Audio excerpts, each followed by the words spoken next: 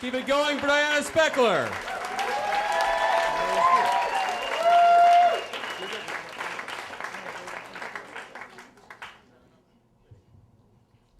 Hi. So I know Lois for one day before she tells me that she's having an affair. Lois and I are both on a creative writing fellowship in Northern California for 10 months. And we're talking outside our neighboring apartments, and she says, back in Alaska, she lives in Alaska, I'm cheating on my husband. And I perk up because I am dying for the details of someone's interesting life. I do not have an interesting life. I'm also in a long-distance relationship, but with only one guy.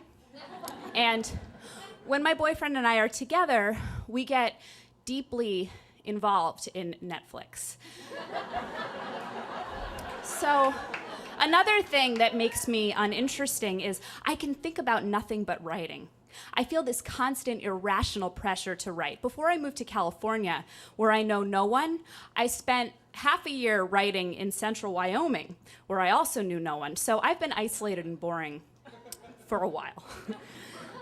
But Lois even looks interesting. Like, she's twice my age, and she has long gray hair, and she's wearing this paisley shirt and like a different paisley pants, and orthopedic sandals over socks. You know, like, she looks like a woman who doesn't mind getting things wrong. And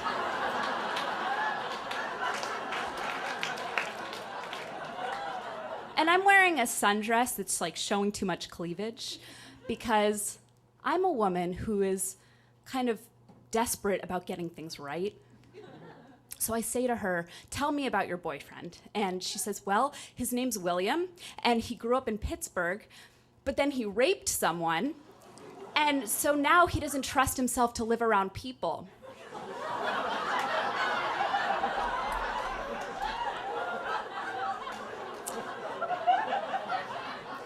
And I say, oh, he sounds great, and she says, you can only get to his town by float plane. He's really off the grid. The implication being that her boyfriend is a considerate rapist.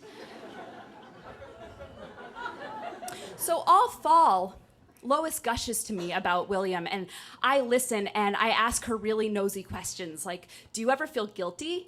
And I ask her, are you writing? And the answer to both is no, which amazes me because it's like, to cheat and feel no guilt, you know, to take a writing fellowship and not write, I can't even fathom it.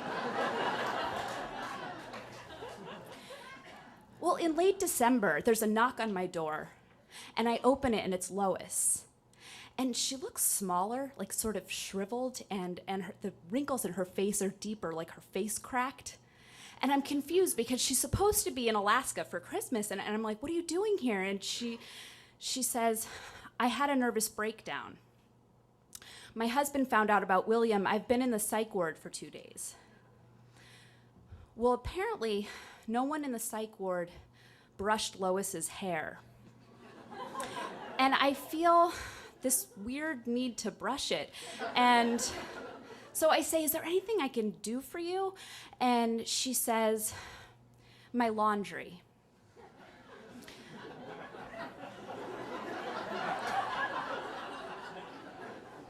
Lois's apartment is a disaster. It smells like armpits. Her clothes are all over the floor, and I'm like gagging as I pick them up and stuff them into her laundry bag. But I take that bag to the laundromat and I do Lois's laundry. And the next day, I'm in my apartment and I hear a knock again, and I open the door and it's Lois, and she's like, do you still want to do stuff for me?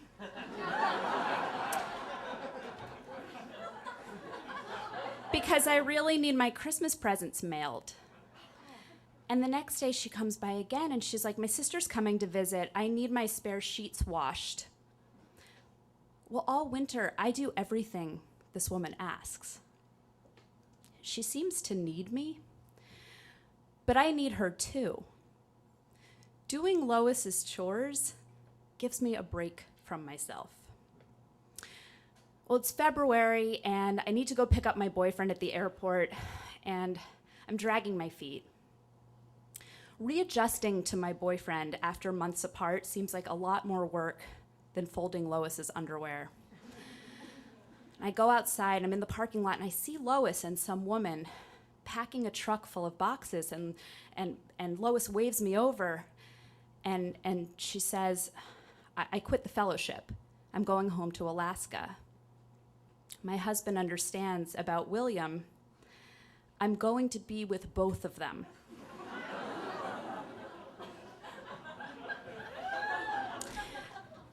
And what I feel is envy.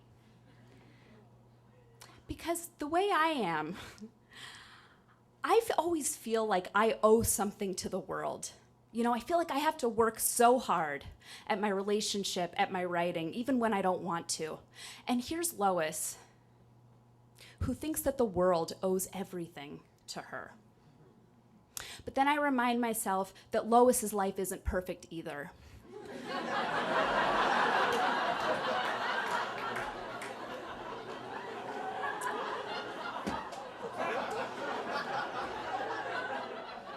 Her boyfriend is a rapist.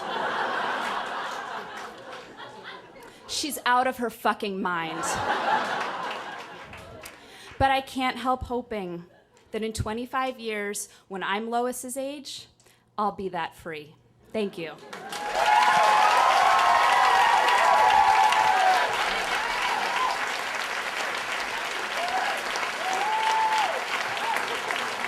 Diana Spechler, everyone.